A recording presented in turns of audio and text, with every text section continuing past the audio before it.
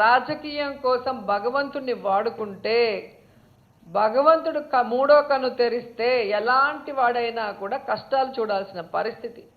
అది చంద్రబాబు నాయుడు పవన్ కళ్యాణ్ తెలుసుకుంటే మంచిది.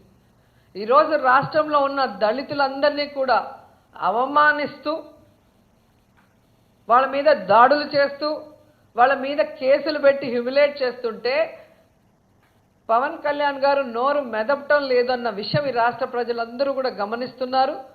చివరికి ఆయన పిఠాపురంలో ఒక అమ్మాయిని అంతకుముందు ఎలా వాడుకొని ఆ అమ్మాయి మీద అత్యాచారం చేశారని వాళ్ళ తల్లిదండ్రులు చెప్తే కూడా కనీసం ఆ అమ్మాయిని పరామర్శించలేదు.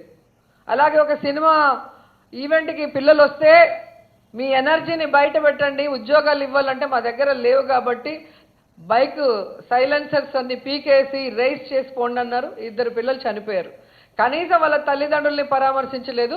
వాళ్ళు ఈయన ఉన్న చోటకే తీసుకొచ్చినా కూడా వాళ్ళని కనీసం చూడకుండా వెళ్ళాడు.